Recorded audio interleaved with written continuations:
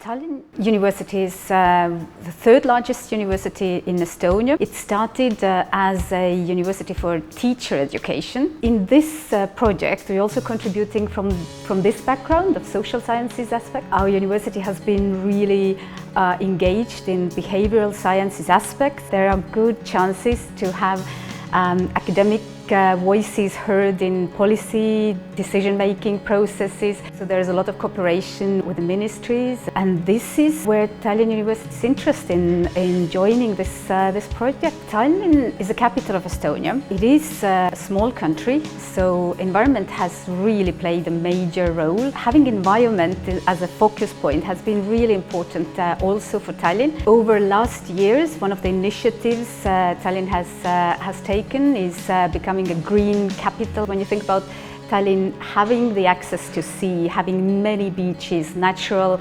availability of resources, is just a natural thing to actually embrace it also as part of this identity of the city. So Tallinn has been bold in promoting this aspect, I would say.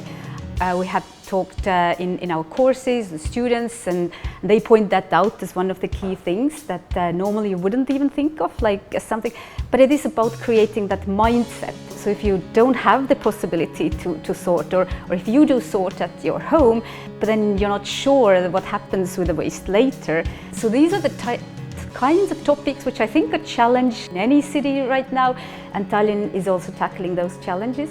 We have collected interviews from a web panel of 6,000 people across 4 European countries to get a better idea what is behind the commitment and engagement with this topic. So we were looking into people's motivations, why they would consider it important at all in the first place, but also their affective aspect. Do they feel they get the sense of accomplishment when doing something good? Do you feel competent enough to take those decisions?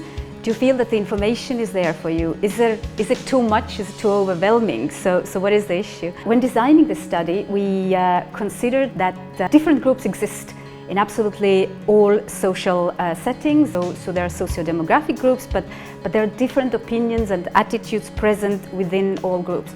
Overall, this is an important point, like we shouldn't juxtapose different groups as just based on socio-demographic aspects. What is relevant for them in this phase of their life? Are they replacing new home appliances? Are they trying to avoid replacing their home appliances? If they're used to having something around, why they would change it just for energy efficiency or to environmental reasons? So those are some of the aspects that we have in mind.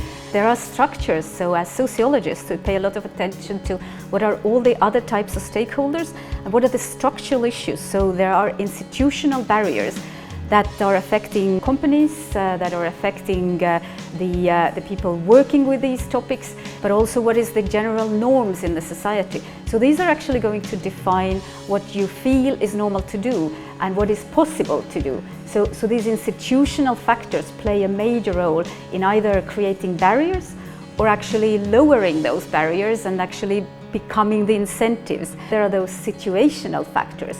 That is the person in their own life course, that is the company in their own market situation in relation to what is provided for them and what the norms are doing and what they feel about those norms. So this is what is your own situation compared to everyone else. Also between countries and then within countries, between regions. It's dispositional. It's more like, where do I think what is right thing to do? So in the same condition, one business leader is making one decision and another business leader is making another decision. These dispositional aspects are important in stakeholders, in policymakers.